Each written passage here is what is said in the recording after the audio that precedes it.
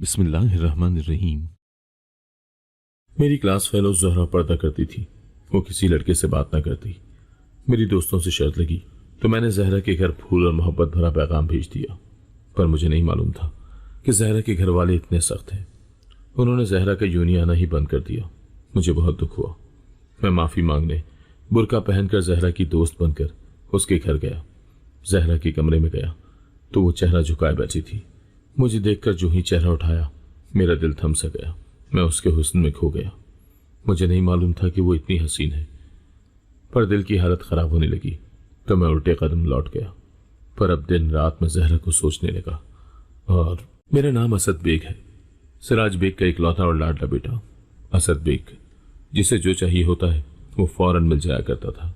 ये सबको लगता था, लेकिन सिर्फ मैं जानता था कि मेरे अंदर कितना बड़ा खला मौजूद है। मेरा दिल किस कदर अधूरा है कि मैं बमुश्किल सो पाता हूँ। 2 साल से नींद से मेरा कम कम ही सामना हुआ था और मेरे दिल की बेचैनियों को किसी सूरत करार नहीं रहता था। मैं खुद को समझदार समझता था, हिम्मत वाला समझता था, मगर दर हकीकत मैं बहुत बुज़दिल था, जो एक महरूमी को दिल से लगाए जिंदगी से बेजार बेजार सभरता रहता था।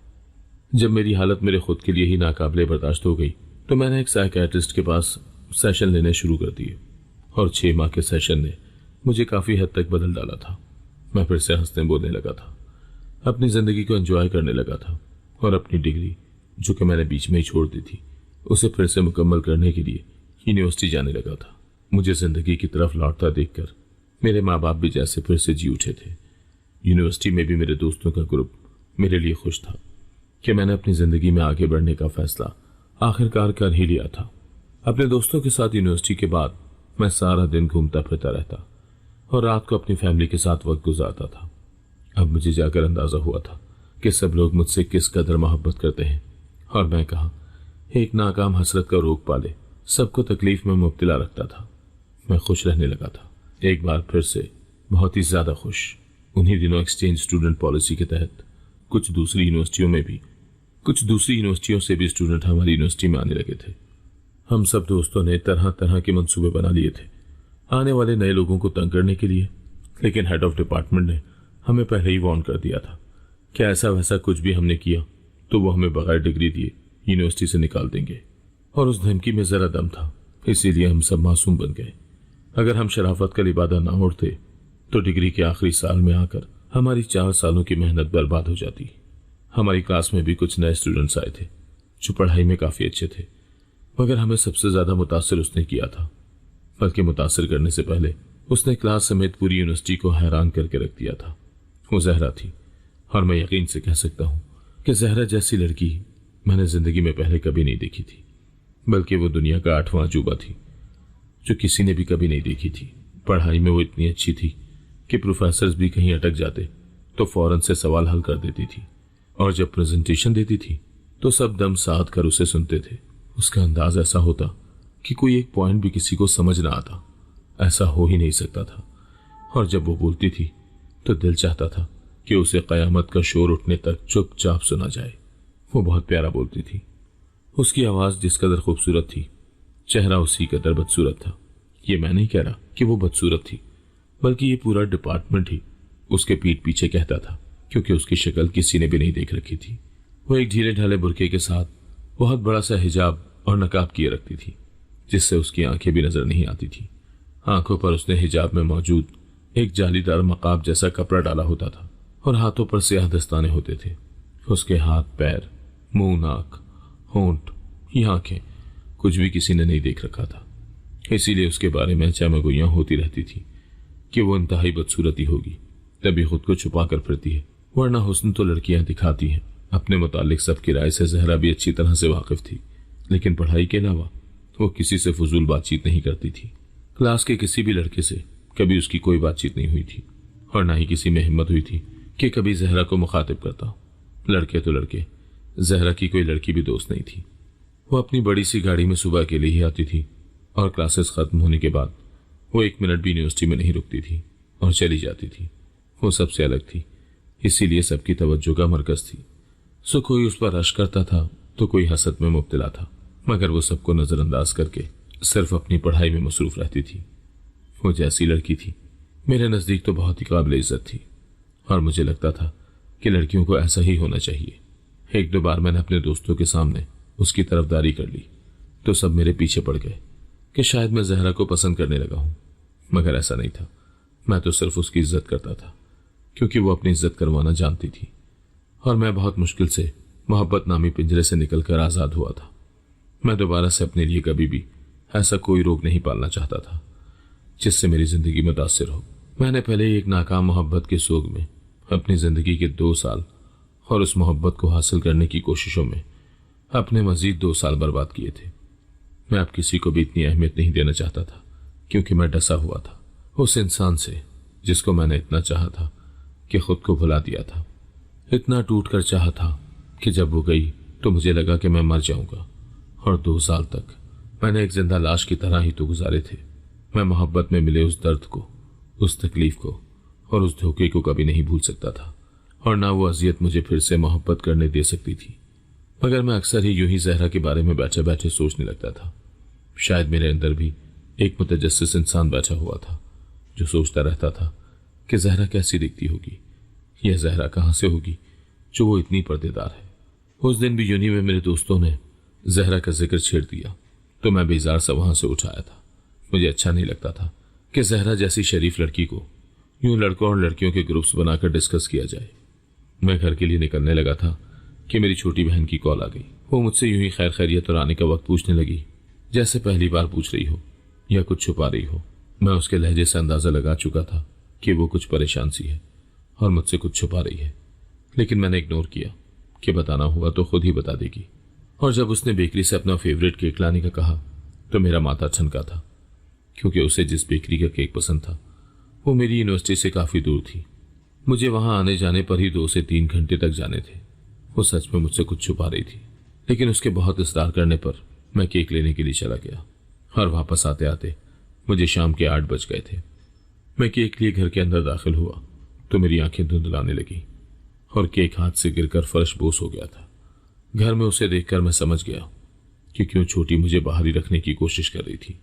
वो चाहती थी कि मेरा मेरे माजी से सामना ना हो और मैं भी तो यही चाहता था कि अब क़यामत के रोज भी मेरा उस लड़की से सामना ना हो जिसने मोहब्बत के नाम पर मेरे दिल से खिलवाड़ किया था।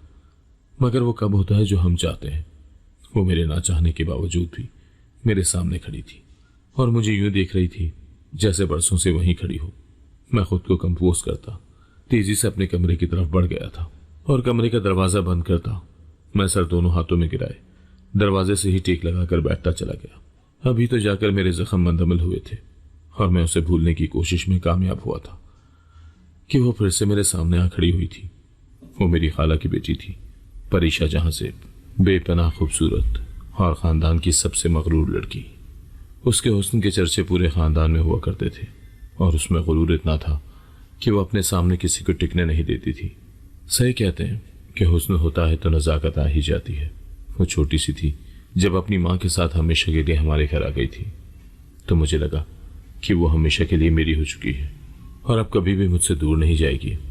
सिर्फ 10 साल की थी जब उसके बाबा का इंतकाल हो गया और ददियाल ने उसकी माँ यानी मेरी खाला समेत घर से निकाल दिया था। मेरे नाना नानी भी जिंदा न थे और न कोई घर या बैंक बैलेंस छोड़ा था कि खाला अपना और परीशा का पेट पाल सकती या कहीं रिहाइश इख्तियार कर सकती। सो मेरी अम्मा उन्हें हमारे घर ले आई थी। मेरे अब्बा बहुत बड़े बिजनेसमैन थे और दिल के बहुत ही बड़े और साफ आदमी थे। खुले दिल से उन्होंने खाला और परीशा का इस्तकबाल किया था और फिर मेरा घर परीशा का और परीशा मेरी हो गई थी। वो बिल्कुल किसी गुड़िया जैसी थी जिसको हाथ लगाने पर भी मैली हो जाए। मैं उसका बहुत ख्याल रखने लगा क्योंकि खाला ने कहा था कि वो मेरी है और फिर जब खाला ने सबके सामने भी यही बात की तो सब जान गए कि परीशा मेरी है और मैं परीशा का हूँ। जैसे जैसे हम दोनों बड़े हो रहे थे हमारी दोस्ती भी पक्की होती जा रही थी। जब हम दोनों ने मैट्रिक किया तो बाकायदा हमारी मंगनी कर दी गई।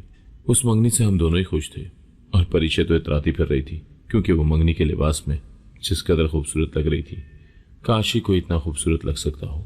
उसे अपनी खूबसूरती का अच्छे से अंदाजा हो चुका था, इसीलिए उसकी नाक पर बैठा गुरूर बढ़ने लगा था।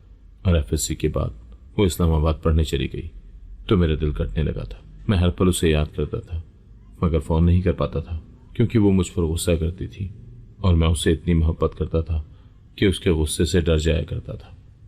वो खुद ही रात को मुझे चंद मिनट के लिए कॉल कर लिया करती थी और मैं उसकी कॉल के इंतज़ार में सारा दिन जिस कदर मुश्किल से गुजारता था सिर्फ मैं ही जानता था। फिर अचानक से उसके अंदर बदलाव सा आने लगा था, जिसे मैंने अपना वहम जानकर जाने दिया। पहले वो सिर्फ मगरूर हुआ करती थी, लेकिन अब वो मुझे कुछ बेजार सी भी लगने लगी थी, मुझसे, मेरे घर से और मेरे घर वालों से। वो छुट्टी पर आई तो जैसे बदतमीजी के सारे रिकॉर्ड तोड़ने आई थी। बात बेबात फजूल में घर में तमाशे करने लगी और फिर खुद ही सारे जहां से नाराज होकर अपने कमरे में बंद हो जाती। मैं दीवानों की तरह उसके कमरे का दरवाजा बजाता रहता था। मैं उससे भीख की तरह तवज्जो और मोहब्बत मांगने लगा था और वो कमाल बेनियाजी से मुझे धुतकारने लगी थी। वो अम्मी से भी बदतमीजी करने लगी थी और अब्बू को भी खातिर में नहीं लाती थी और फिर ऐसे शोर डालती जैसे उस पर बहुत जुल्म हुआ हो और हालत खराब हो जाती थी। उसकी आंख से आंसू निकलता था और मेरे जिस्म से जैसे जान निकल जाती थी। मेरी हालत देखकर मेरे माँ बाप झुक जाते। उम्र और रुतबे में बड़े होने के बावजूद अम्मा अब्बा मेरे खातिर उससे माफ़ी भी मांग लिया करते थे और वो यूं मुस्कुराती जैसे दुनिया उसके कदमों तले हो। खाला ने भी उसे समझाने की बहुत कोशिश की, लेकिन उसका रवैया बद से बदतर होता गया और फिर जब वो इस्लामाबाद चली गई तो मैं उसे दीवानों की तरह फ़ोन करता रहता।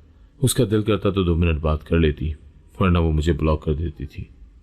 कई हफ्तों बाद मेरी उससे बात होने लगी थी और उसकी आवाज़ सुनकर जैसे मैं जी उठता था और वो ठग से फ़ोन बंद करके मुझे फिर से मार देती थी। उसका रवैया ऐसा ही था और मेरी तकलीफ बढ़ती जा रही थी।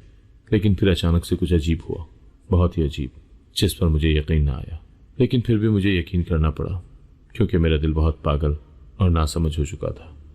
परीक्षा के मामले में अचानक से परीक्षा का रवैया बदलने लगा और वो मुझे रोज़ फ़ोन करके मुझसे घंटों बातें करने लगी थी।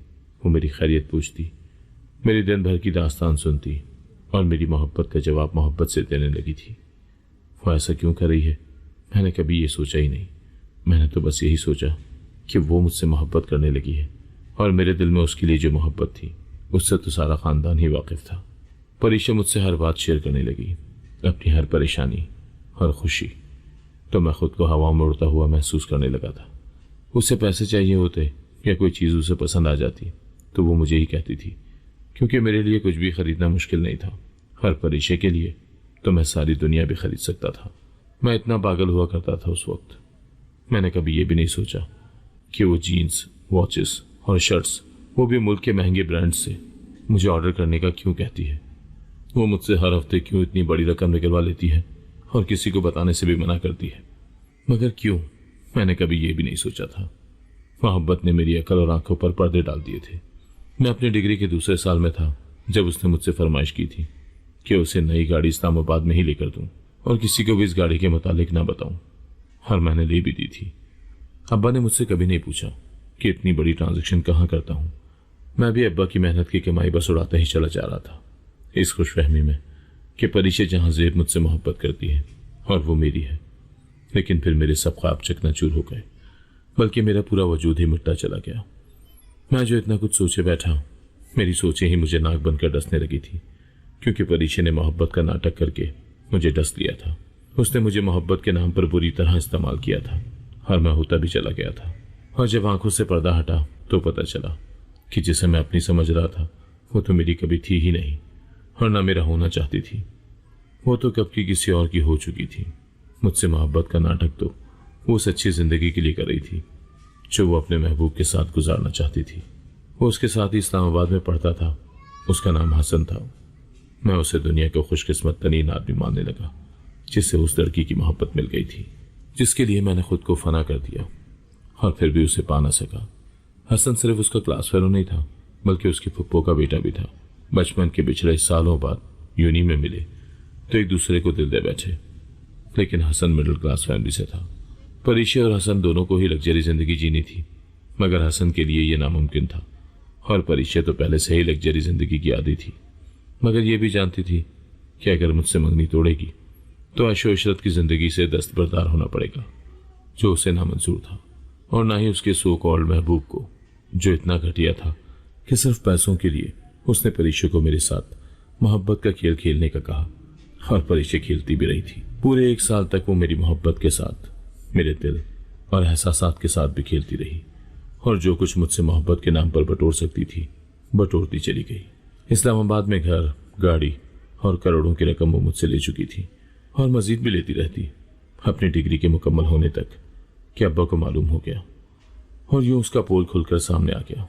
पोल खुला तो वो भी मुकरी नहीं बल्कि डटकर कहा कि हसन से मोहब्बत करती है और उसी से शादी करेगी। खाला ने सुना तो रखकर उसे थप्पड़ मारा था, मगर वो बहुत आगे निकल चुकी थी और अब किसी की भी सुनने की पोजीशन में नहीं थी। दूसरी तरफ मेरी हालत खराब हो रही थी। मैं बर्दाश्त नहीं कर पा रहा था कि मेरी परीक्षा मुझे धोखा दे गई। मैंने यूं नहीं छोड़ी, दोस्तों से मिलना जुलना छोड़ दिया और खुद को एक कमरे में बंद कर लिया। मैं खामोश रहने लगा था और जब सुना कि खाला परीक्षा की शादी हसन से करने के लिए मान गई हैं तो मैं फूट फूट कर रो दिया था। खाला ने परीक्षा की शादी कर दी और रुखसती के वक्त उससे सारे ताल्लुकात खत्म कर लिए और वो भी मोहब्बत के गुरूर में मस्त माँ की ममता को भी पैरों तले रोंद कर हसन के साथ चली गई। और यूं हमारे घर से परीक्षा हमेशा के लिए चली गई। परीक्षा का जिक्र तक करना सबने छोड़ दिया था और मुझे देखकर सब परीक्षा को कोसते रहते थे। खाला मुझसे यूं शर्मिंदा हुई फिरती थी जैसे परीक्षा की मां होने पर पछता रही हूं। और फिर इसी पछतावे में एक दिन खाला भी चल बसी। खाला की मैयत पर मैंने परीक्षा को सिसक सिसक कर रोते देखा था। उसके बाद वो दोबारा कभी भी हमारे घर नहीं आई थी, मगर आज उसे अपने घर में देखकर मेरे माजी ने मुझे झंझोर डाला था। जिस तरह से मुझे देख रही थी 2 बरस पहले देखती तो मैं दिल निकाल कर उसके कदमों में रख देता, लेकिन अब बहुत देर हो गई थी। उसके लिए रोते रोते कब मैं उसे अपने दिल से निकाल फेंक चुका था मुझे आज मालूम हुआ था। वो ठोकर खाकर वापस लौटी थी तो चाहती थी कि मैं पहले की तरह दिल हाथ में लिए उसका मंतजर खड़ा रहूंगा। ये मैं अब नहीं कर सकता था। मैं इतना अर्जा नहीं था कि छोड़कर जाने वालों का हाथ थाम लूं। मुलाजमा ने खाने लगने की इत्तला दी तो मैं फ्रेश होकर खाने की मेज पर आ गया। मेरा रवैया और तासुरात बेहद नॉर्मल थे, जैसे किसी भी मेहमान या रिश्तेदार के आने पर हो सकते थे। सबने मेरे चेहरे को देखा तो मुतमईन हो गए थे। सिर्फ वो थी जो मेरा इत्मीनान देखकर पहलू बदल कर रह गई। वो शायद तवक्को कर रही थी कि मैं आज भी उसके लिए रोता हुआ मिलूंगा, तो ऐसा नहीं था। खाने के बाद अम्मा ने बताया कि परीक्षा की पप्पो बड़ी चालाक औरत निकली थी। परीक्षा के पास बहुत सारी दौलत देखकर मोहब्बत जाग उठी और उसे ब्याह कर ले जाने के बाद आहिस्ता आहिस्ता उससे सब हथियाना शुरू कर दिया था, प्यार और मोहब्बत के साथ। खाला की मौत के बाद उसकी पप्पो को खुली छूट मिल गई। हसन ने भी अपने रंग दिखाने शुरू कर दिए थे और सब कुछ परीक्षा से छीनने के बाद उसे आसमान से जमीन पर पटक दिया था। परीक्षा को दोनों ने घर में कैद करके रख दिया था और हसन अक्सर ही परीक्षा को मारता पीटता भी था। इतने अरसे से परीक्षा उनका जुल्म सह रही थी और जब तंग आकर उसने मेरी अम्मा को फोन करके सब कुछ बता दिया तो अम्मा ने उसे वापस बुला लिया था और अब परीक्षा खुला का केस करने वाली थी। वो हसन के साथ नहीं रहना चाहती थी। परीक्षा के साथ बुरा हुआ था, लेकिन वही हुआ था जो वो करके गई थी। जो वो बो कर गई थी वही काटा था उसने, और खुद पर भी थी तो खुद को बहुत मजलूम समझने लगी थी। खाला उसके गम में मर गई और मरते मरते अम्मा से वादा लिया कि नाराजगी चाहे जितनी भी हो वो परीक्षा का ख्याल रखेंगी एक माँ की तरह। और मेरी माँ ने अपनी बहन से किया वादा निभाने का सोच लिया था। मुझे भी इस बात से कोई सरोकार नहीं था कि अम्मा उसके बारे में क्या सोचती हैं या परीक्षा क्या करने वाली थी। मेरे लिए उसका होना ना होना बराबर ही था, लेकिन वो मेरे आगे पीछे फिरने लगी थी और कई बार मुझसे माफी भी मांग चुकी थी। मैं माफ कर चुका था, लेकिन उसे जबानी कलामी वाली माफी नहीं चाहिए थी। उसे तो मोहब्बत के वही पुराने अहद चाहिए थे जो मेरे पास उसके लिए कम से कम अब तो नहीं बचे थे। परीक्षा की हर वक्त की नजरों से मैं बहुत आजिज आ चुका था और कोशिश करता था कि ज्यादा वक्त घर से बाहर ही गुजारूं। और फिर उसको खुला मिल गई तो अम्मा ने मुझे उससे शादी करने का कहा था। अब्बा तो अम्मा को देख कर रह गए जो मरी हुई बहन का भरम रखने के लिए एक ऐसी लड़की को अपने बेटे से बांधना चाहती थी जो कभी उनके बेटे को मौत के मुंह में धकेल कर गई थी। मैंने शादी करने से साफ इनकार कर दिया तो परीक्षा जैसे यकीन नहीं कर पाई थी। मैं कल तक उसके लिए पागल था, आज उसे ठुकरा रहा था तो वो यकीन नहीं कर पा रही थी। मैं शदीद परेशान हो चुका था इस सारी सूरत हाल से और दोस्तों के साथ मौज मस्ती में वक्त गुजारने लगा। जब एक दिन मेरे दोस्त शहरियार ने कहा, चलो यार जिंदगी से बोरियत को खत्म करते हैं और शर्तों पर कोई खेल खेलते हैं। मसलन कौन सा खेल? मैंने बेजारी से उसे देखा। आजकल मुझे हर चीज से ही उकताहट सी महसूस हो रही थी। वो हमारी क्लास की जहरा है ना, उसके लिए प्रपोजल भेज कर दिखाओ। शहरियार की बात पर आग मेरे सर पर लगी और तलवों पर बुझी थी। मैंने उसे खा जाने वाली नजरों से देखा। ऐसे घूर मत, ये सिर्फ एक शर्त है जो तुम पूरी करो तो हम माने कि परीक्षे से मोहब्बत नहीं रही अब तुम्हें, और हम भी तो ये देखना चाहते हैं कि वो नकाब वाली जहरा बीबी जो किसी लड़के से बात तक नहीं करती, किसी लड़के के प्रपोजल पर क्या करती है। शहरयार को बहुत तजस्सुस था जहरा के बारे में जानने का, इसीलिए वो शर्तें भी ऐसी ही रख रहा था, और मैं भी उन दिनों पागल हुआ फिर रहा था। न कुछ सोच रहा था, न कुछ समझ रहा था। इसीलिए शहरयार की बातों में आ गया, और उसे ये साबित करने के लिए कि मैं परीक्षा में अब कोई दिलचस्पी नहीं रखता, मैंने जहरा को प्रपोज करने का फैसला कर लिया था। मैं घर आया तो खाने की मेज पर, इससे पहले कि अम्मा कोई बात करती, मैंने करके सबको हैरान कर दिया था। मैं शादी करना चाहता हूँ। मेरा लहजा सपाट था और अम्मा की आंखों में मुस्कुराहट उभरी थी। उन्हें लगा कि मैं उनकी बात मान रहा हूँ, और वो कमबख्त परीशे यूं मुस्कुराई जैसे मुझे जीत गई हो। अब्बा पहलू बदल कर रह गए। वो नहीं चाहते थे कि मैं परीशे से शादी करूं। ये तो बहुत अच्छी बात है बेटा, मैं तो खुद यही चाहती हूँ। अम्मा एकदम बहुत खुश हो गई थी। तो फिर ठीक है, आप, अब्बा और छोटी इतवार को तैयार रहिएगा, मेरा रिश्ता लेकर जाना है। अब एक सन्नाटा था जो खाने की मेज पर फैल चुका था। परीशे के हाथ से चम्मच छूटकर फर्श पर जा गिरा था, और अम्मा खाना खाना भूलकर हवन्नकों की तरह मुझे देखती रह गई थी। अब अपनी मुस्कुराहट छुपाने को सर झुकाए खाने की प्लेट पर झुक चुके थे। क्या मतलब बेटा आपका? मैं आपकी शादी परीशे से करना चाहती हूँ। अम्मा के दिल से इतना कुछ होने के बाद भी भांजी की मोहब्बत खत्म होने का नाम नहीं ले रही थी। मैंने उकताकर अम्मी को देखा। अम्मी, मैं आपको 1000 बार बता चुका हूँ, मैं नहीं करना चाहता परीशे से शादी। हाँ, बस इतवार को तैयार रहिएगा, मेरा रिश्ता लेकर जाना है मेरी क्लास फेलो के घर, क्योंकि मैं उसे पसंद करता हूँ और उसी से शादी करना चाहता हूँ। मैं अपनी बात मुकम्मल करके वहां से उठाया था, क्योंकि मैं जानता था कि अब जमीन फटे या आसमान, या फिर परीशे इस गम में रो रो कर ही क्यों न रह जाए। मेरा प्रपोजल मेरे अम्मा अब्बा इतवार वाले दिन लेकर ही जाएंगे, और शहरयार की शर्त पर मुझे मजा भी आया था। मेरे मुंह से किसी और के लिए पसंदीदगी का सुनकर जो हाल परीशे के चेहरे का हुआ था, सोचकर ही मुझे मजा आने लगता था। वो मुझे ठुकरा कर गई थी, तो अब डिजर्व करती थी कि वो भी ठुकराई जाए।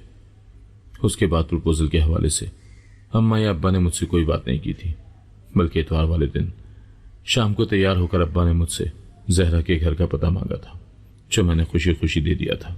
अब्बा को मैंने स्पेशल 7 फूल लेकर जाने का भी कहा था, और मिठाई भी। अम्मा शगुन के लिए खानदानी कंगन भी साथ रख चुकी थी, और छोटी की तो खुशी की कोई इंतहा ही नहीं थी। बस एक परीशे थी जो अपने कमरे में बंद हुई पड़ी थी। अम्मा उससे हमदर्दी कर सकती थी, लेकिन उस हमदर्दी में अपने बेटे की खुशी को कुर्बान नहीं कर सकती थी। आज वो इतना तो समझ ही गई थी। अम्मा, अब्बा और छोटी जहरा के घर के लिए निकल गए, तो मैं भी शहरयार की तरफ आ गया था। शहरयार को तो यकीन ही नहीं आ रहा था कि शर्त को संजीदा लेकर मैं सचमुच में ही प्रपोजल भेज चुका हूं। मैं अपनी तरफ से शर्त पूरी कर चुका था। अब इनकार होता या इकरार, मुझे जहरा या शादी से कोई लेना देना नहीं था। मैं तो परीशे को उसकी औकात याद दिलाना चाहता था, सो वो दिला दी। तकरीबन कोई 1 घंटे बाद अब्बा की कॉल आई। वो मुझे घर बुला रहे थे, और उनके अंदाज में गुस्सा झलक रहा था। मैं समझ चुका था कि इनकार हो चुका होगा। मैं घर पहुंचा तो अब्बा ने मुझे स्टडी में बुलाया, और जो कुछ वो बताते गए सुनकर मेरे पैरों तले से जमीन खिसकती ही चली गई थी, और मारे शर्मिंदगी के मुझसे सर नहीं उठाया जा रहा था। अब्बा ने बताया कि जहरा जिस खानदान से ताल्लुक रखती है वो बहुत मजहबी लोग हैं, बल्कि मजहबी से ज्यादा रिवायती लोग हैं, जो अपने खानदान की रिवायतों के लिए जीते हैं। जब अब्बा ने रिश्ते की ये बात की, तो ये जानकर कि जहरा और मैं क्लास फेलो हैं, जहरा के वालिद आग बगोला हो चुके थे, और गुस्से में जहरा को जो कुछ कहा वो सुनकर कानों से धुआं निकलने लगा था। उन्हें लगा था कि मेरा और जहरा का कोई चक्कर है, इसीलिए उन्होंने अम्मा अब्बा को बेइज्जत करके घर से निकाल दिया था। मैं बहुत ज्यादा शर्मिंदा हो चुका था, क्योंकि मेरी वजह से जाने जहरा के साथ क्या हो रहा होगा। मैं अगले दिन यूनिवर्सिटी गया तो जहरा वहां भी नहीं थी, मतलब वो अब यूनिवर्सिटी आने वाली नहीं थी। उसके खानदान का जैसा नक्शा अब्बा ने खींचा था, वो सुनकर तो लगता था कि जहरा को मार ही डालेंगे अब, मगर यूनिवर्सिटी नहीं भेजेंगे। मेरी शर्मिंदगी बढ़ती ही जा रही थी, और जहरा का सोच सोच कर मैं हलकान हो रहा था। मेरी वजह से वो इतनी बड़ी मुसीबत में फंस चुकी थी, और मैं उसके लिए कुछ भी नहीं कर सकता था। मैं एक बार जहरा से मिलकर माफी मांग लेना चाहता था, ताकि मेरे दिल को तो सुकून मिलता। मैं कितने ही दिन तक इंतजार करता रहा कि शायद जहरा यूनिवर्सिटी आ जाए, लेकिन उसने ना आना था और ना वो आई। मेरी बेचैनियां बढ़ने लगी। मेरी वजह से उसकी पढ़ाई भी खत्म हो गई थी। ये सोच सोच कर ही मेरा दिमाग फटने वाला हो गया था, और जब मुझसे मजीद सब्र ना हुआ तो मैंने जहरा के घर जाने का फैसला कर लिया और उसके घर जा पहुंचा, लेकिन अपनी असलियत छुपाकर। मैंने बाजार से एक अबाया खरीदा और उससे अच्छे से खुद को कवर करने के बाद नकाब करके जहरा के घर जा पहुंचा और आवाज को बारीक करके जहरा की मां को बताया कि मैं जहरा की दोस्त हूं। उस वक्त घर में जहरा के वालिद नहीं थे, इसीलिए बगैर कुछ कहे जहरा की मां ने मुझे जहरा के कमरे तक पहुंचा दिया था। मैं जहरा के कमरे में दाखिल हुआ तो देखा वो सर झुकाए बेड पर बैठी रो रही थी। मैंने अपना नकाब उतारा और चंद कदम आगे बढ़ा ही था कि जहरा ने झुका सर उठाया और मैं जहां था वहीं का रह गया। मजीद एक कदम भी उठाना या पलक झपकाना मेरे लिए मुश्किल हो गया था। मेरे पैर मन मन के भारी हो गए थे और आंखें साकत हो चुकी थी। वो जहरा थी जिसके मुतालिक यूनिवर्सिटी में कहा जाता था कि वो बदसूरत है, तो कहने वाले अगर जहरा को देख लेते तो अपनी उंगलियां काट लेते। वो ऐसी थी जैसे कोई आसमान से उतरी हूर हो सकती है। उसकी बड़ी बड़ी सी आंखों में तैरते आंसुओं को देखकर मैं शल सा खड़ा का खड़ा रह गया। मैंने आज तक किसी को भी इतना खूबसूरत नहीं पाया था और आज तक ऐसी आंखें नहीं देखी थी, लेकिन वो तो न जाने किस कर्ब से गुजरी हो। मैं नकाब उतार चुका था, इसीलिए वो मुझे देखकर पहचान चुकी थी, मगर बोली कुछ नहीं। न कोई गिला जिंदगी बर्बाद करने का और न कोई शिकवा जिंदगी में जहर खोलने का। बस जिन निगाहों से मुझे देखकर उसने रुख मोड़ा था, मैं पत्थर हो गया था। वो फिर से घुटनों में सर रखकर रोने लगी थी और मैं जो माफी मांगने आया था सब कुछ भूल गया था। बस याद थी तो जहरा थी वो महताब थी या बाहर का पहला फूल थी जो मेरी खिजा की नजर हो गई थी। मैं पलटा और तेजी से कमरे से निकलता चला गया। मैं इस कदर बौखलाया हुआ था कि मैं नकाब करना भी भूल गया था और मेरा टकराव सीढ़ियों पर जहरा की बहन से हुआ था। वो जान चुकी थी कि उसकी बहन से मिलने कोई लड़की नहीं बल्कि लड़का आया है, लेकिन बोली कुछ नहीं और बस यही काफी था कि घर पर उसका बाप और भाई भी नहीं थे, वरना उसी वक्त मुझे और जहरा को मार डालते। मैं जहरा के घर से निकलकर अपनी गाड़ी में बैठा और बुर्का उतारकर यूं गहरे गहरे सांस लेने लगा जैसे मैं मरने वाला हूं। मैं घर आ गया, लेकिन वो आंखें और चेहरा किसी तौर मेरे सामने से नहीं हट रहा था। कोई बैक वक्त इतना खूबसूरत और हया वाला कैसे हो सकता है? मैंने तो हुस्न वालों को अक्सर बहुत ही बेहया देखा था और वो जहरा थी, बला का हुस्न रखती थी तो ढेरों हया भी थी उसकी आंखों में, और अब तो दर्द भी था जो मैंने उसे दे दिया था। उस रात मुझ पर शिद्दत से इतराक हुआ कि मैं जहरा की मोहब्बत में बुरी तरह से मुब्तला हो चुका हूं। मैं जो दोस्तों के सामने उसकी तरफदारी करता था तो वो सब ऐसे ही नहीं था। मैं तो पहले दिन से ही जहरा के इश्क में मुब्तला था, लेकिन चूंकि मैं छूट खाया हुआ था इसीलिए मानने से डर रहा था। मैं एतराफ से नजरें चुराता रहा, लेकिन आज सारे एतराफ हो गए थे। मैं एक बार फिर मर्ज इश्क में मुब्तला हो चुका था और इस बार सच में ये था कि जहरा से बिछड़ता तो कहीं का न रहता। मेरी सोचों और दिल पर सिर्फ जहरा ही काबिज हो गई थी और मैं होशो हवा से बेगाना होता जा रहा था। मैं हर वक्त यही सोचता रहता था कि ऐसा कौन सा तरीका अपनाऊं कि जहरा मेरी हो जाए, मगर मुझे कुछ समझ नहीं आ रही थी। जहरा के घर दोबारा से अम्मा को भेजना भी बेकार था, क्योंकि जहरा का बाप किसी सूरत उसकी शादी मुझसे न करवाता और मुझे जहरा न मिलती तो मैं मर जाता, और मैं मरना नहीं चाहता था। मैंने शहरियार से बात की तो उसने अफसोस और रहम भरी नजरों से मुझे देखा। वो मेरा दोस्त था और मेरी इस अजियत से वाकिफ था कि परीशे से बिछड़कर मेरी वो हालत हुई थी जिससे मैं बड़ी मुश्किल से संभला था। वो पहली चोट थी, उससे संभल चुका था, लेकिन इस चोट से मेरे मरने के चांसेस 100% थे। शहरियार मुझे समझाता रहा, लेकिन मेरे दिल पर अब समझाने का कोई असर नहीं होने वाला था। मेरा दिल जहरा के इश्क में बहुत आगे निकल गया था, जहां समझाने का कोई असर नहीं होता। बस महबूब मिल जाए तो ठीक, वरना मौत है ना। मेरी हालत फिर से बदतर होते देखकर अम्मा अब्बा परेशान हो उठे थे, और जब मैं उनके सामने फूट फूट कर रोया तो वो दोनों भी रो दिए थे। मुझे खुद पर अफसोस होता था कि मैं एक बेहद बुरा बेटा हूं जो अपने माँ बाप को सिर्फ तकलीफ देता है, लेकिन मैं खुद भी बहुत तकलीफ में था। ये सब मेरे बस से बाहर था। मैं बहुत ही बेबस हो चुका था। मेरे रात दिन यूं ही जहरा को याद करते, सोते जागते और रोते से सकते गुजर रहे थे। जब शहरियार ने मुझे फोन किया और जो बताया वो सुनकर मुझे सच में लगने लगा कि मैं मर चुका हूं या मर जाऊंगा। मेरे पैरों तले से जमीन सरकती चली गई थी और मैं किसी गहरे गड्ढे में गिरता जा रहा था और गिरता ही चला गया। वो खबर ही ऐसी थी कि मुझ जैसे आशिक की जान पर बनाई थी और सर पर आसमान टूट पड़ा था। तो तब भी ख्याल यही आया कि जहरा के बगैर कैसे जिंदा रहूंगा या कैसे उसे देखे बगैर मर जाऊंगा मैं। शहरयार के सामने मैं शिद्दत से रो पड़ा। मुझे गले से लगाकर उसने हौसला देना चाहा, लेकिन मुझे हौसले की नहीं जहरा की जरूरत थी, और जहरा तो किसी और की होने जा रही थी।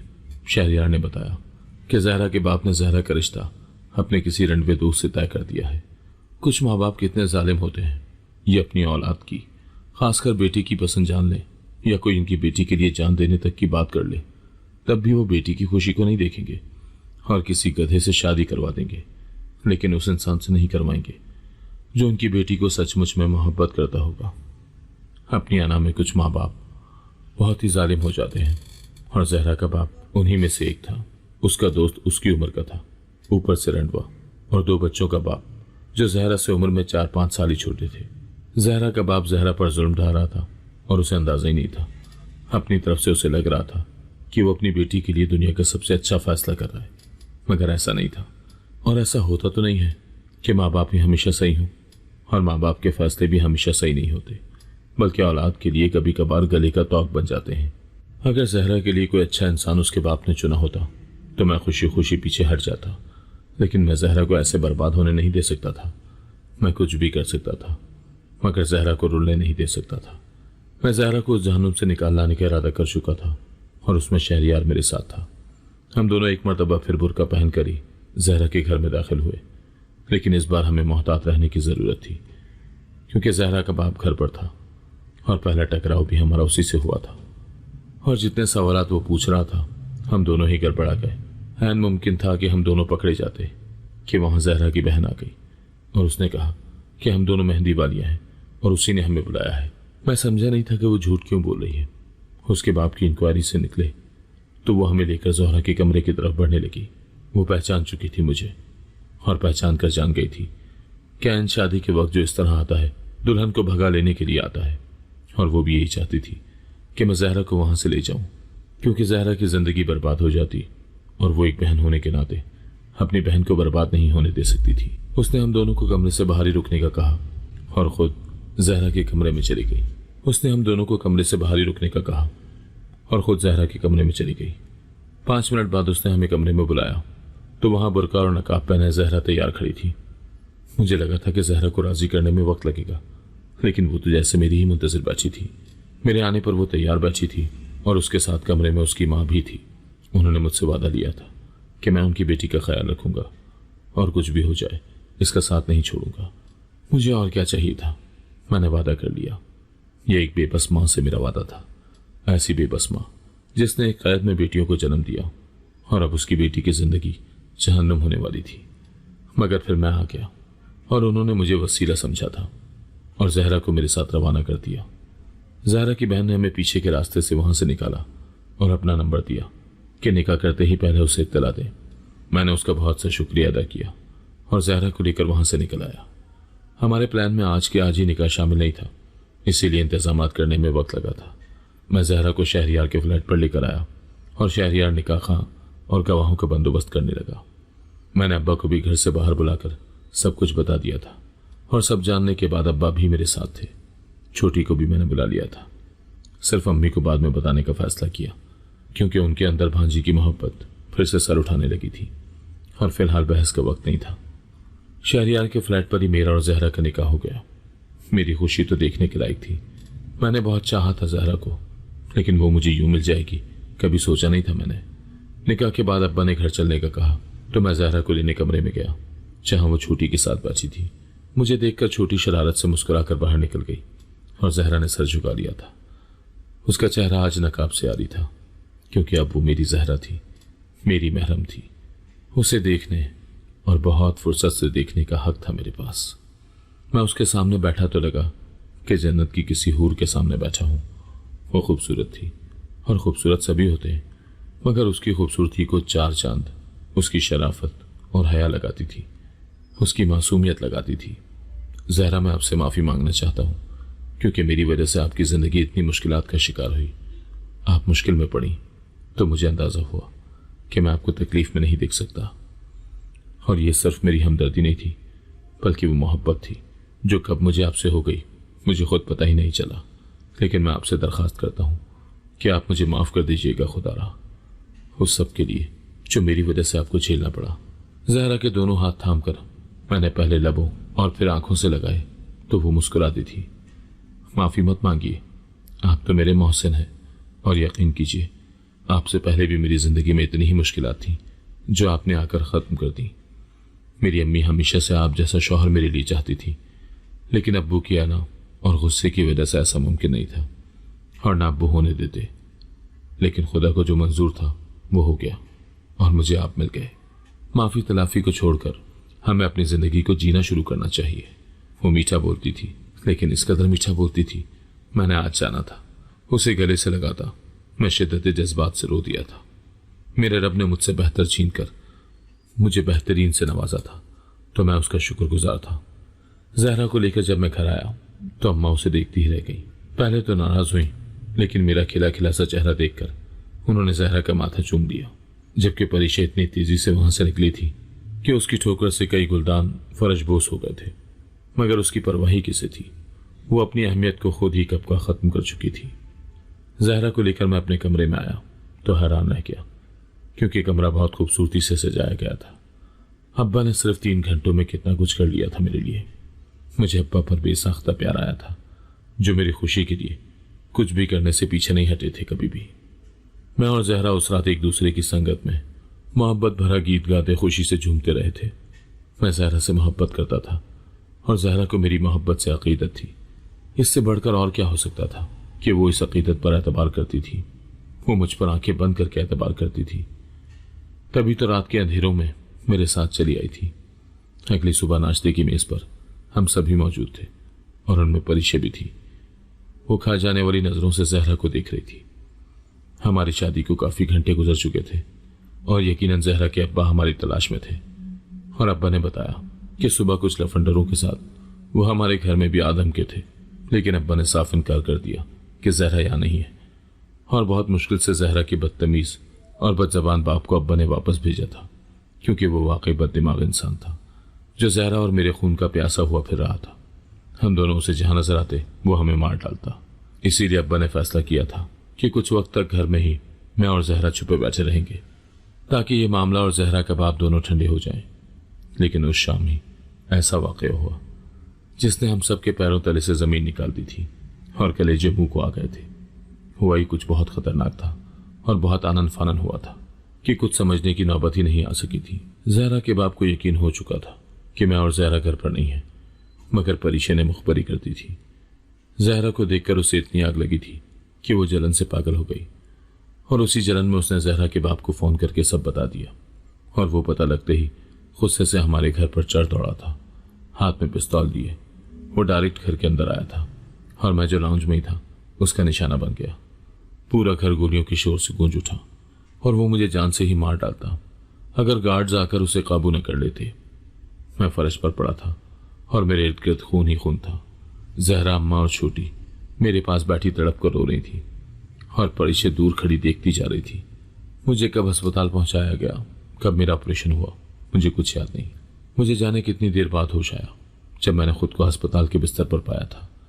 मैंने उठने की कोशिश की, लेकिन पेट में खिंचाव सा आ गया था।